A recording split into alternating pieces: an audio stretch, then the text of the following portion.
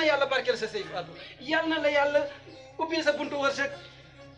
yo Allah waɗu barke e ma yo Allah waɗu barke e dewgal ngal yo Allah newnu ɓurta ɓeydude hakkundeji meɗen yo Allah waɗu kala ko faalaɗa e men hakkunde meɗen moodi a muññandike lan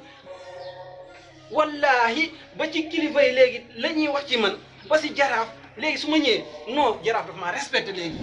aw dafa bokk si ma taw xam naa ne la ma am suba ba ngoon yéene na ma leen si tawi suka yi'i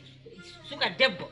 ko mawɓe suka on immoto yaha yiida e mawɓe jiyo banga sonki koye lewru suumay wonɓe yow weeru koor gi nga dem di ma defloo nii te comme première dame moo am fit capable di def blouson ci weeru koor maa sayal sa defet bi moom keroog moom Sénégal gi yëpp ko gis foo xool ci réseaux sociaux bi Facebook WhatsApp Instagram foo xool sa mbot bi ngay gis ko nu mi defi xamoo la defi mooy sa defet ba maa fi ka suppu kanje ka dooma da xool ma naan suppu kànja ak dooma daa képp defet laa la wax defet leen danaa la ko xamal sa gars yi ñu ngi sa kaw de man dama bële dañ maa yóbbul dara moom daal nee na ma mooy aide yi ngay def yi nii waaw ma aide yi daa bëggoon daal yow nga jël lépp teg ko ci logo même terrain yi ngay jaay sax di nga xam ne dama jaay téere wokoto yonal taw naanal di Allah ki ci biir faɓe